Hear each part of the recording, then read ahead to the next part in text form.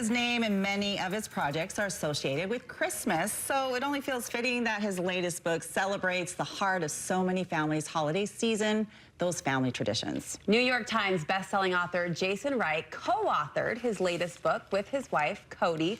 The Christmas Jars Cookbook is a collection of recipes, crafts, and heartwarming stories.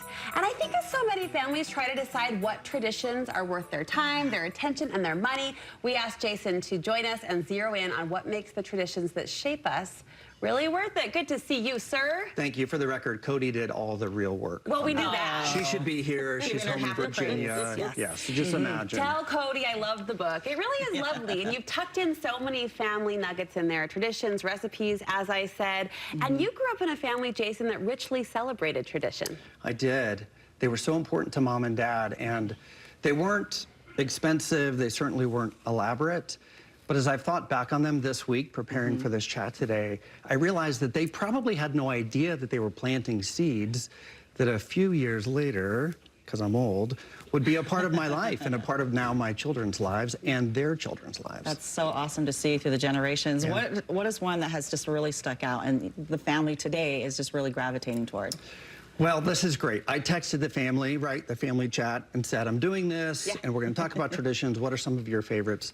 I got like 8 or 10 back, but all of them mentioned the 3 that we're going to briefly talk about today let's go. On everyone's list. Let's go. So maybe my favorite is that we shopped like spies. Okay. And I did this as a child as well. So the kids would buy for each other, right? They would only buy for one sibling, and they'd get a little budget. So imagine going into Target or Walmart with your kiddos, and they've got $5 or $10 to buy for that kid, and they have to buy in the store at the same time without the other kids seeing what they have bought them for Christmas. It's a covert operation. We were hiding under like clothing racks and behind like candy displays. And I told my kids, I said, the fact that we were never arrested Or kicked out for alleged shoplifting is like the greatest mystery of Wright family lore. All right, speaking of candy, there's something that happens with your family, a lot of sugar and breakfast. Yeah, if you're a mom or dad watching right now and you're super health conscious, maybe just mute just for like a second. Remember, you love his books.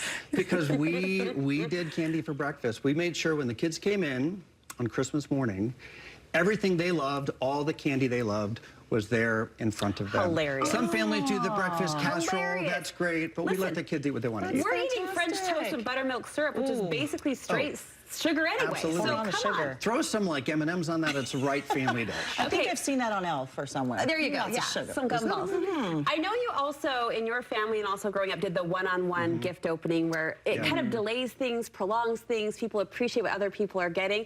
Let me ask you this, Jason, as you consider these 3 traditions that bubbled up to the top in your own family through your kids' experience and through yours as well, what do you think makes a tradition worth it? Because we're hearing all about boundaries and scaling back, and there's some wisdom in that, right? In only doing what brings you joy. But then you speak of this like continued joy that has, layered over generations. So what do you think makes a tradition worthwhile? You know, does the tradition ensure that every member of the family, no matter how old they are, knows they're loved, knows that they belong? In 10, 20, 30 years, my kids probably won't remember the details of all these traditions, but they will know that they were loved, they mattered, and that we love them exactly as they were, even on Christmas morning. What do you have advice as far as like if there are families out there right now, maybe some new families that don't quite have a tradition yet? Is there one simple tradition that you think they could start this season? I love this last one we talked about, where you open gifts one at a time. Be really deliberate about opening the gift, teaching everyone to express gratitude for that gift, gives everyone a moment to sort of be in the spotlight.